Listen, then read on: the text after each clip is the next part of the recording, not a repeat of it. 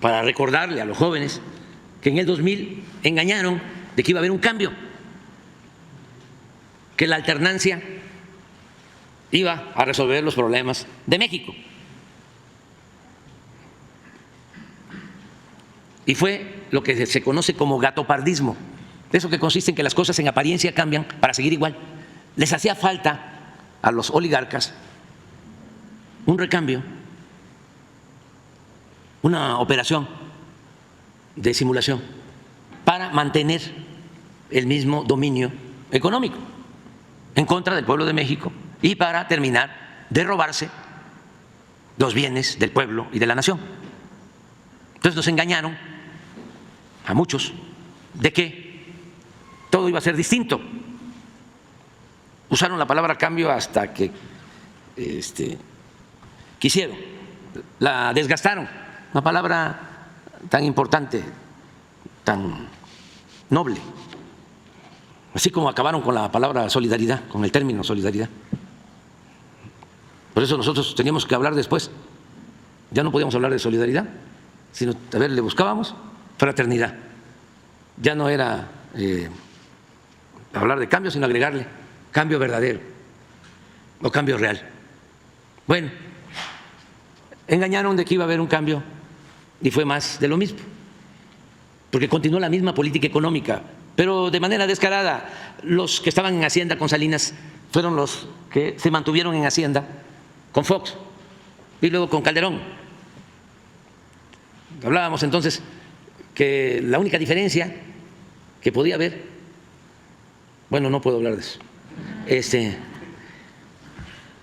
pero cierro el paréntesis, viene Calderón y hace lo mismo, pero con las pensiones de los trabajadores al servicio del Estado. En 2007, lo mismo, entrega las pensiones a Afores y igual, un trabajador al servicio del Estado, un maestro, un oficinista, al terminar, no puede recibir completo su salario al jubilarse, sino 30%. Llegamos nosotros y teníamos que enfrentar eso. Se nos presentaron condiciones para buscar una opción que no fuese tan radical y que nos generara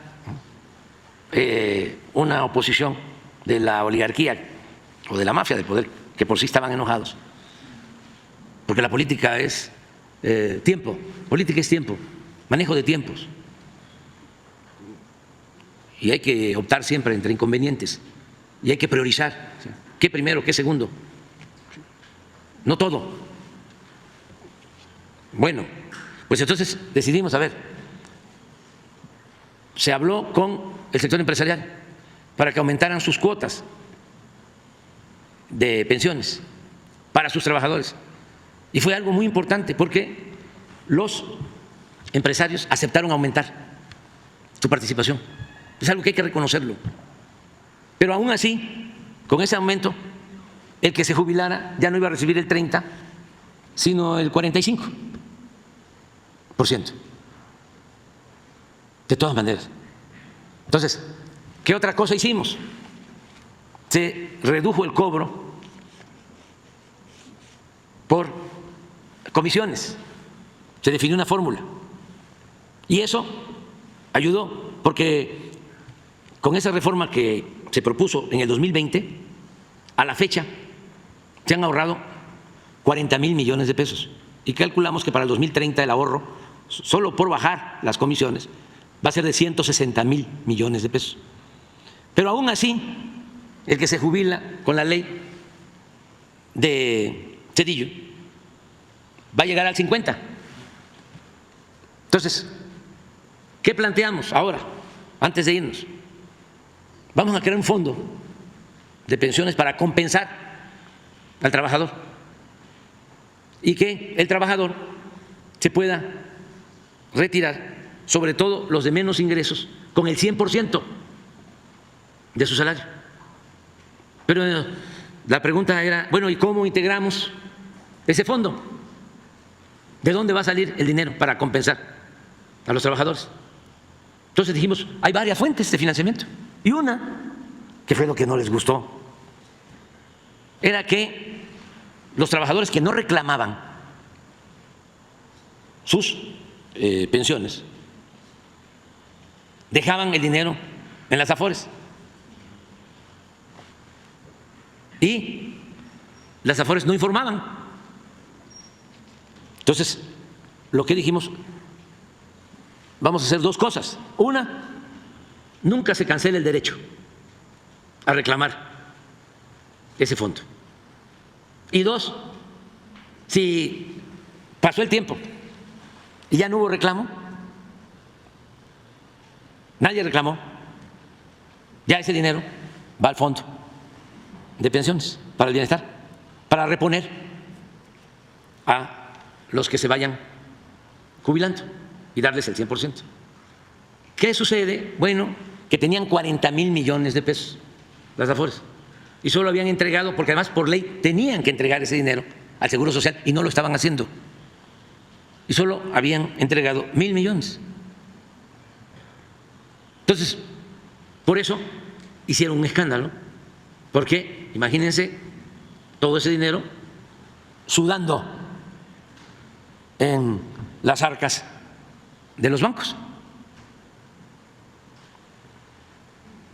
Pero el Fondo de Pensiones para el Bienestar no solo se integra con eso, también en la ley se establece que todo lo que se confisque a la delincuencia organizada va al fondo. También se establece que las deudas de los estados al ISSSTE se condonan en un 75% para que se pongan al corriente, y el 25% que van a pagar va al fondo. Y hay otras fuentes de financiamiento, y que ese fondo lo va a manejar el Banco de México. Bueno, hasta ahí íbamos, aprueban la ley, desde luego con la oposición de los conservadores, ya está en trámite el fideicomiso del Banco de México, ya sabemos a quiénes hay que compensar desde el 1 de julio, que va a entrar en vigor. A lo mejor les voy a presentar una lista de algunas personas y sería bueno incluso. ¿Qué? Por los tiempos políticos. Presentar la lista. ¿Pero qué tiene que ver? O sea, no, vamos a tratar si esto no tiene nada que ver con lo electoral, con lo político. Ah, bueno, los primeros beneficiarios empezarían a cobrar el día 1 de julio.